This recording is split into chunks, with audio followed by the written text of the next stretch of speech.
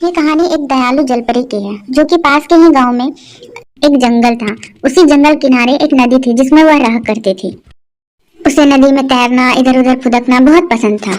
उसी जंगल किनारे जो गांव था जिसमें एक भोलू नाम का आदमी रहा करता था जो कि बहुत गरीब था। उसके पास खाने के लिए भी पैसे नहीं थे। भोलू इसलिए सोचता है कि क्यों ना बाहर जाके कुछ देखते हैं, कहीं कुछ खाने को मिल जाए।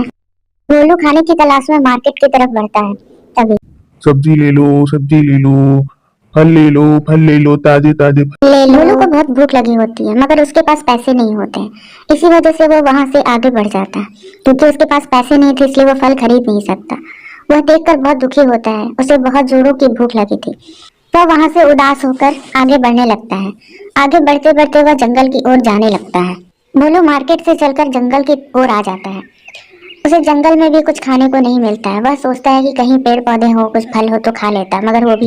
भोलू चलते चलते वो उसी नदी किनारे आ जाता है जिस नदी में जलपरी रहा करती थी। और भोलू बहुत उदास होकर वहीं बैठ जाता है। उसे बहुत जोरों की भूख लगी थी।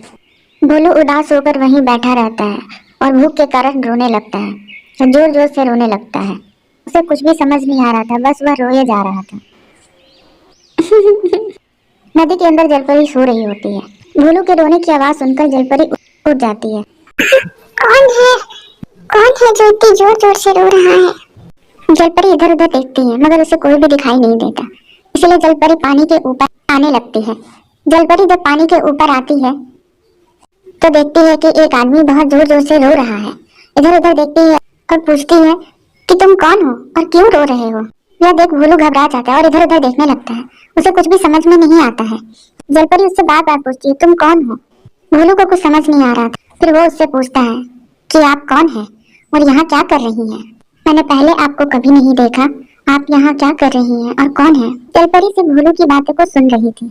जलपरी बोलती है कि मैं इसी नदी में रहती हूँ, मैं जलपरी हूँ। तुम्हें क्या हुआ?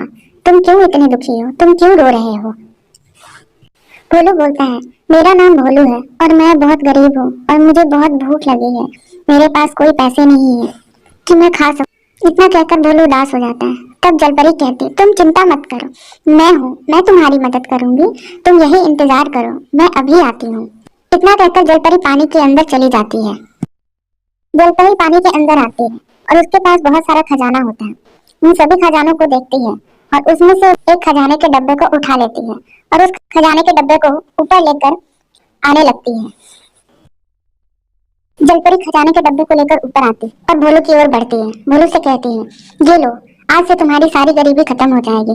इस खजाने का इस्तेमाल करके तुम जो चाहो वो खरीद सकते हो। भोलू कहता है क्या ये आप सच में मुझे ये खजाना देना चाहती हैं? जलपरी इशारे से कहती है हाँ। भोलू कहता है मैं ये एहसान आपका जिंदगी भर नहीं भूल पाऊंगा, आपका बहुत बहुत धन्यवाद। यह कहकर ढोलू उस खजाने को लेता है। खजाना पाकर भोलू बहुत खुश होता है और उस जलपरी को बहुत धन्यवाद करता है। भोलू कहता है कि इस खजाने से मैं गरीब बच्चों को भी मदद करूंगा, मेहनत से कमाऊंगा भी। भोलू की बात सुनकर जलपरी भी बहुत खुश हो जाती है। भोलू की बात सुनकर फिर जलपरी खड़ी होती है और भोलू की तरफ देखती है। उसके बाद कहती है ठीक है मैं अब चलती हूँ। इतना बोलते ही जलपरी वहां से चली जाती है। खजाना पाकर भोलू बहुत खुश होता है। उसके बाद वह अपने घर की ओर चलने लगता है। भोलू जल्दी जल्दी चलकर जंगल पार करके अपने घर की ओर पहुंच जाता है। घर पर आने के बाद भोलू सोचता है इस खजाने को मैं कहाँ रखूं और इस खजाने का मैं क्या कर सकता हूँ। फिर वह सोचता है इस खजाने से मैं एक फल की दुकान लगाऊंगा और गरीब बच्चों की मदद भी करूंगा। अगले दिन सोमू एक फल की दुकान पे जाता है और फल की दुकान खरीद लेता है और उसे बेचने लगता है। फल ले लो, ताजे ताजे फल ले लो, फल ले लो, ताजे ताजे फल ले लो। मार्केट में भीड़ लग जाती है और सभी लोग ढोलू की तरफ जाने लगते हैं। सभी लोग ढोलू से फल खरीदते हैं। अरे भैया फल कैसे दिए? भैया जरा 2 किलो सेब तौल देना। ढोलू रोज सब्जी मंडी में फल लगाता और साथ में ठेले पे भी फल बेचता। फल बेचते बेचते वह बहुत अच्छे पैसे कमाने लगा। ढोलू फल बेचकर अच्छे पैसे कमाता और ढोलू जो भी पैसे कमाता वो घर खर्च के लिए रखता और कुछ पैसे गरीब बच्चों में बांट दिया करता था और साथ में फल भी दिया करता था उन बच्चों को खाने के लिए। ढोलू ने अच्छे पैसे कमा लिए थे और उसके पास जो खजाना था उससे भी उसने एक नया घर, नई गाड़ी भी खरीदा था। ढोलू अपनी जिंदगी अब एक सेठ की तरह गुजारने लगा।